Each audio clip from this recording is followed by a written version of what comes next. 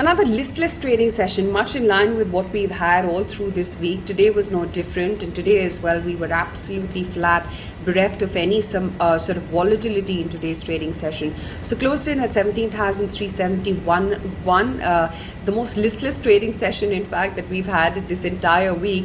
And for the broader end of the market as well, you couldn't really draw up a trend. We did flicker in and out of the red to the green. But we closed in favoring the declines with just a slim margin, 89 stocks to the reds, with just about 81 standing to the advances. Sectorally, there was only one big mover today, and that was Telecom. After the disappointment that came by when the cabinet did not take up the relief package on its agenda, today most of those losses got unwound. So Bharti was your top mover on the index with a gain of about 2.6% coming in. You also had Idea, which sprung up quite smartly, about a 4% gain roughly coming in there in the futures. And then Indus Tower as well was a winner. Z contributed to the move on the media sector today, and Z held out by almost about 3% in today's trading session. That said, besides these two pockets, there wasn't really one given trend which was holding up. Yes, ONGC spurred up quite a fair bit. There is chatter that the government may be looking at increasing gas prices by a solid 70%. So that augurs well for the sentiment on an ONGC. That held out by about almost 2.5% in today's trading session.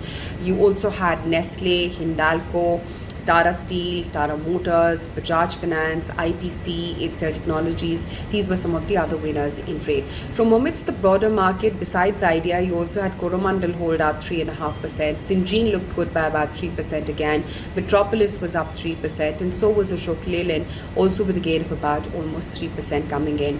Kotak, unfortunately, after the big move that you saw in the stock yesterday, couldn't really withstand its gains. So while it did start off the day with a good amount of traction, that gave in towards the latter part of today's trading session, and it closed in with a marginal downtick for itself.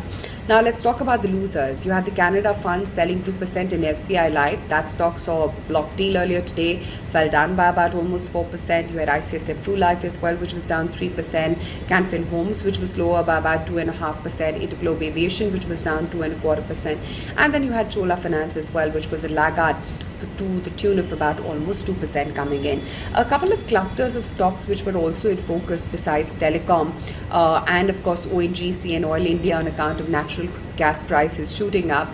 You also had net inflows which are continuing at a good pace into the mutual funds, and that is what the AMFI data is indicating. So NAM India and HDFC AMC were some of the stocks which were in focus. Besides that, you did not quite see a follow through in Kotak Bank, like I already pointed out. But then the laggards list also included the likes of a Titan and HDFC Life, a Bajaj Finance, a Coal India, Bajaj Finserv, Divi's Lab, Ultratech, as well as Axis, as well as UPL too. So in that sense, given that tomorrow is a trading off, you didn't see any material move in any of the spaces. Let's get done with tomorrow's trading off, and we'll come back after a long weekend and pick up trade again on Monday morning to find out really what direction the market could take from here. Is it going to consolidate further, or are we going to see the buoyancy come back?